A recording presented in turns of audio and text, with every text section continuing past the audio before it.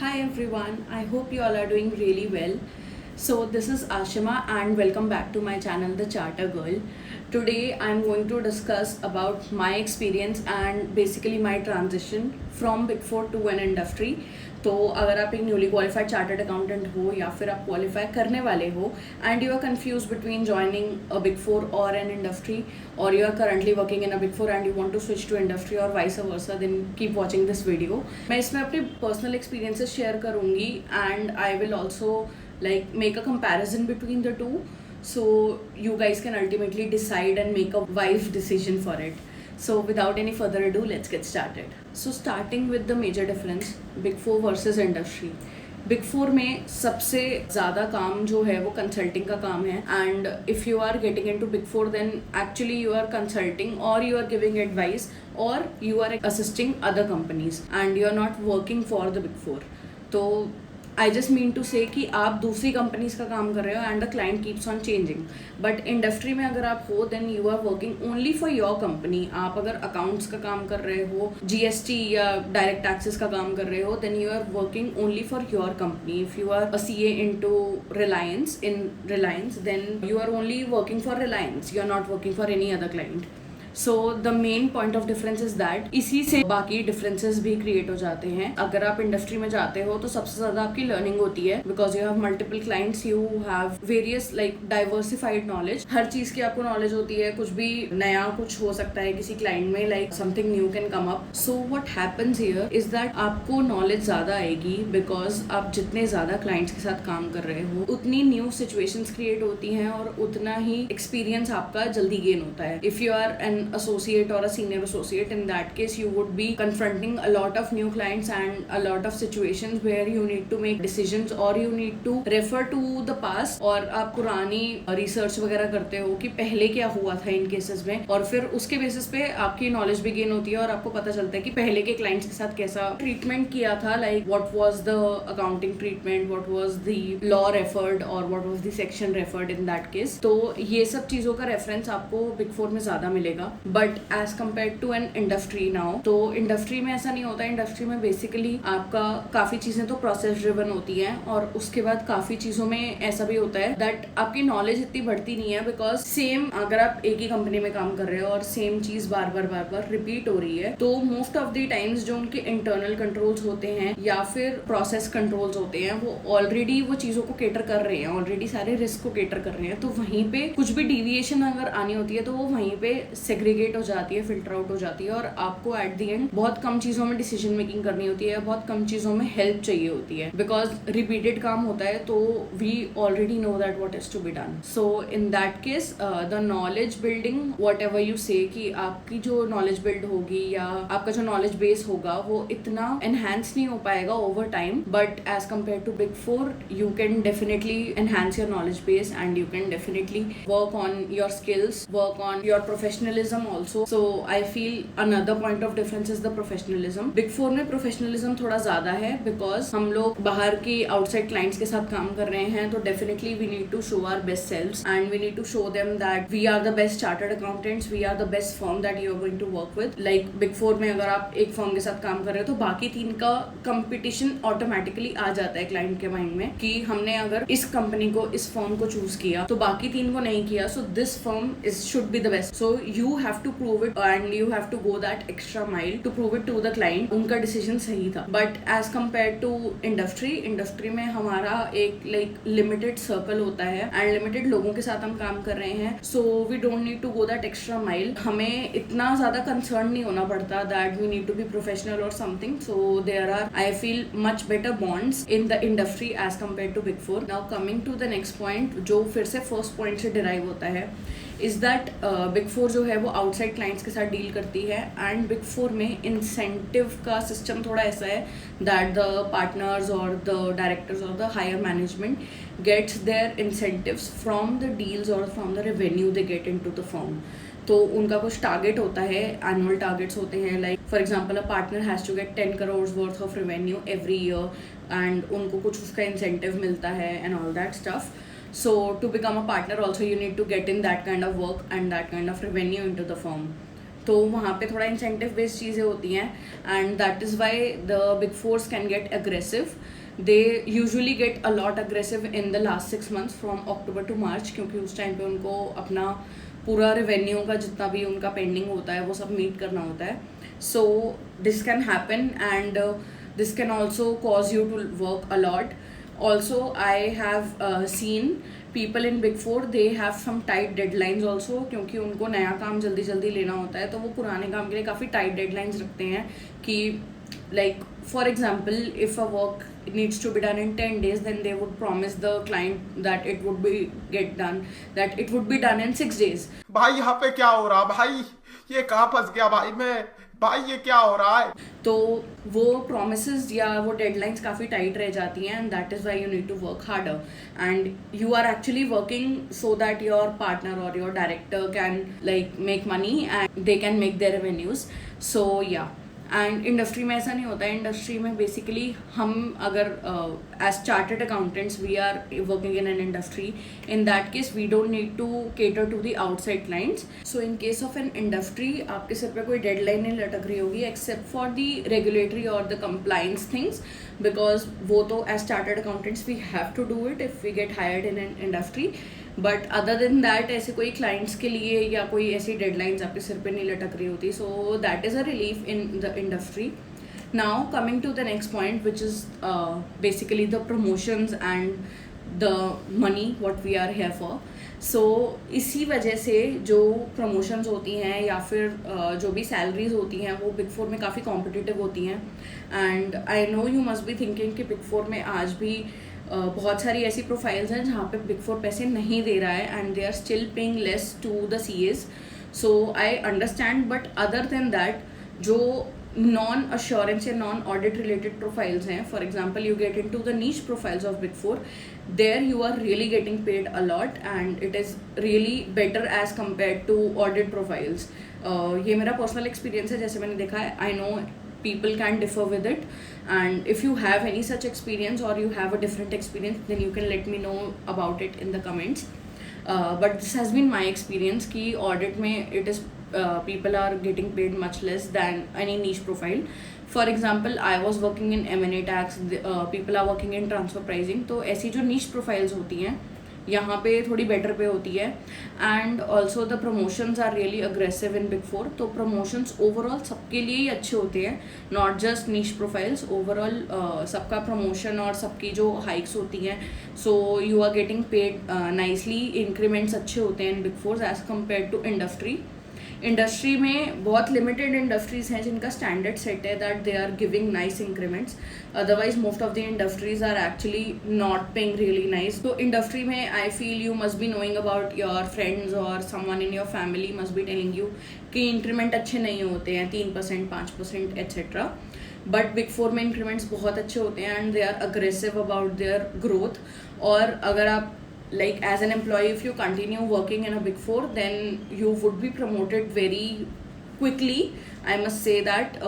तो big four में promotions अच्छे मिलते हैं, and if you are a hard working person then definitely promotions बहुत अच्छे होते हैं वहाँ पे, और बहुत जल्दी promotions होते हैं. So you get to become like manager, senior manager quite like you get to become manager or senior manager quickly.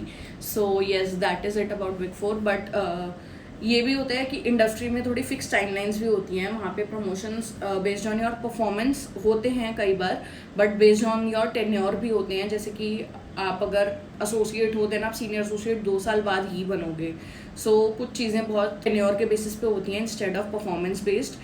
So that is a difference there. And also sometimes the promotions or the increment is also not performance based, but based on how the company performs and not how you as an employee are performing.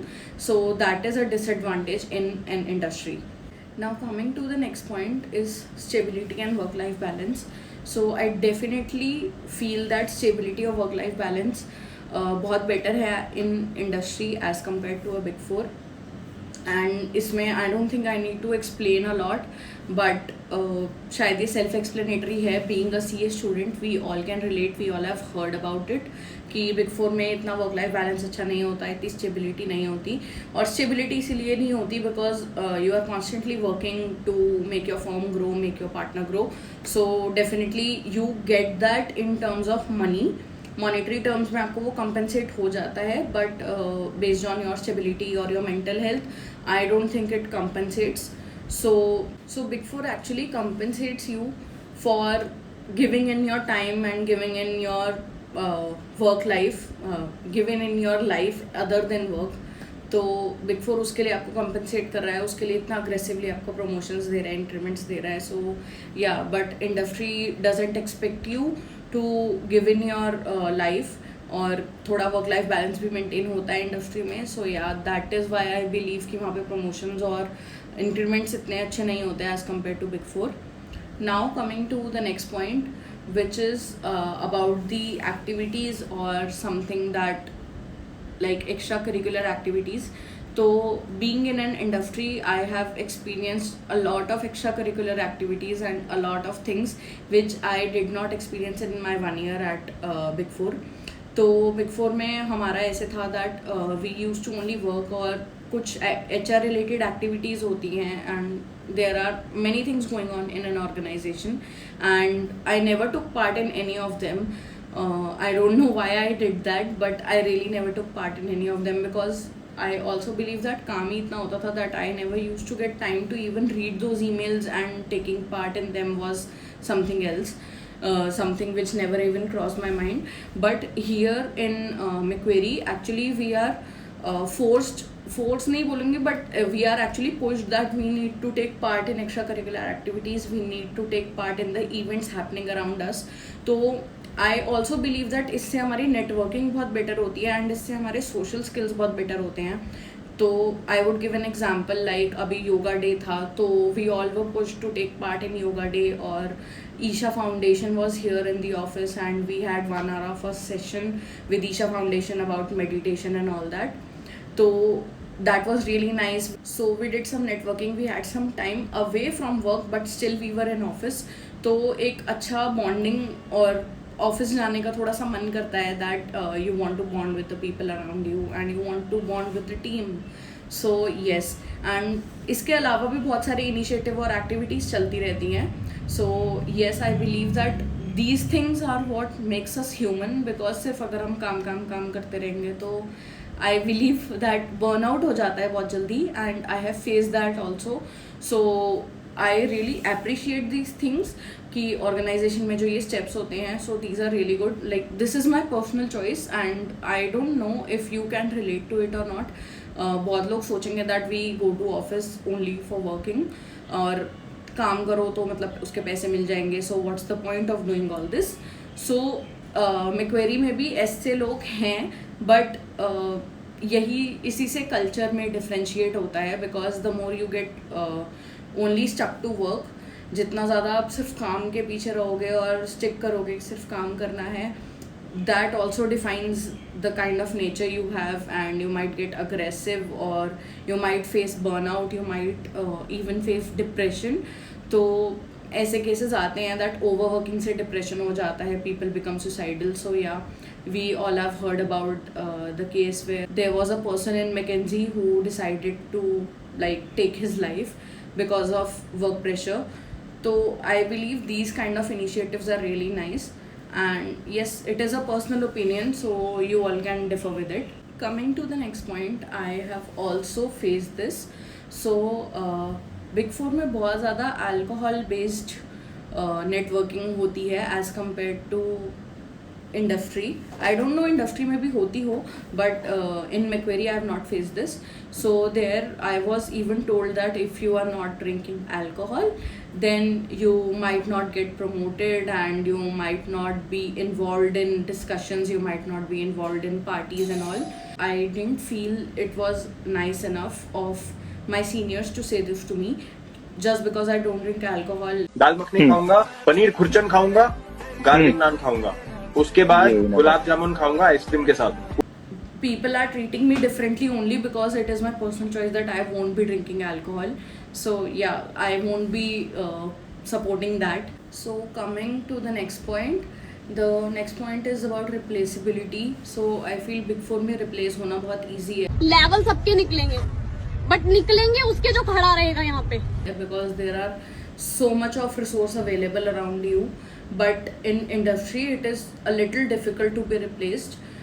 Since you get some responsibilities and you or might be just one or two other people would be handling those responsibilities, तो बहुत limited resources होते हैं जो कि चीज़ें संभाल रहे होते हैं. For example, you are given responsibility for X report, तो वो X रिपोर्ट आपको बनानी आती होगी, आपके अलावा एक या दो और लोगों को बनानी आती होगी, बट पूरी टीम को बनानी नहीं आती होगी.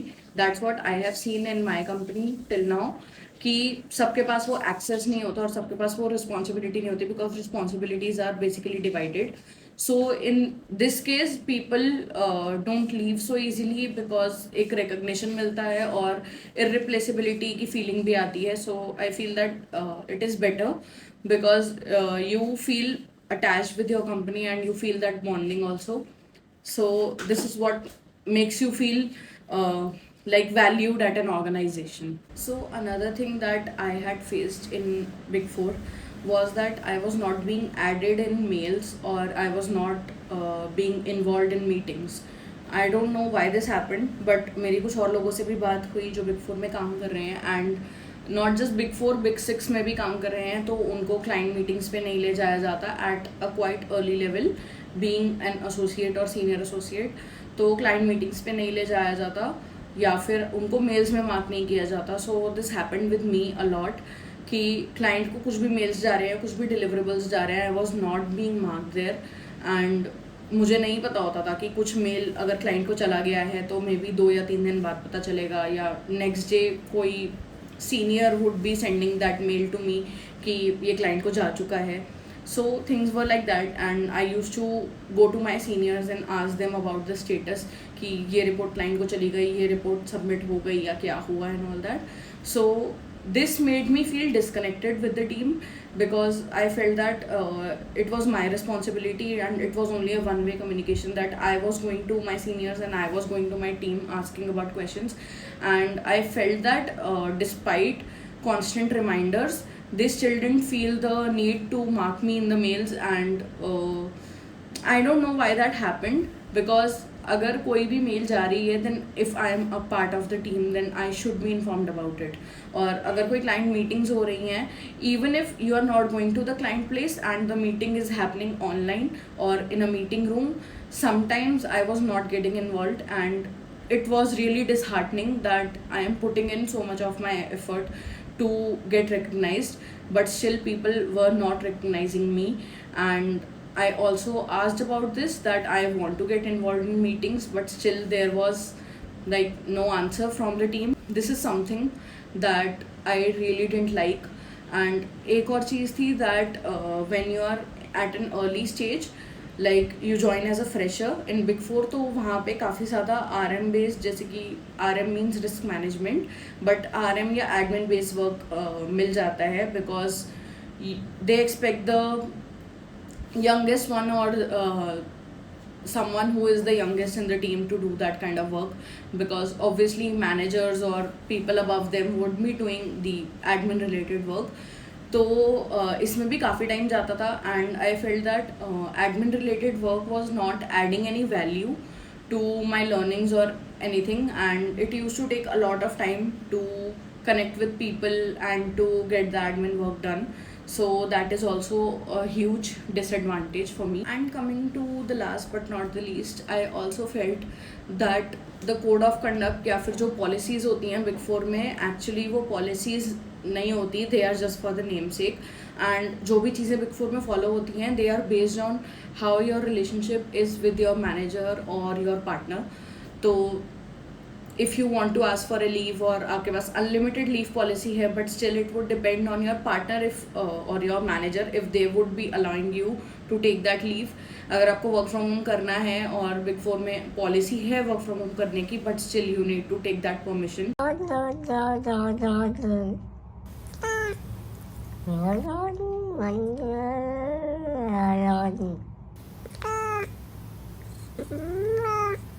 So everything actually boils down to your relationship with your partner, and everything basically is involved, like the world revolves around him. So like that was my experience. I am sure you all must be having different experiences, and if you have something to add here, then definitely let me know in the comments. And if you have some stories to share or some good or bad experiences with the industry or the big four, then we can have a chat in the comments. So please share your thoughts and don't forget to subscribe the channel. See you in the next video.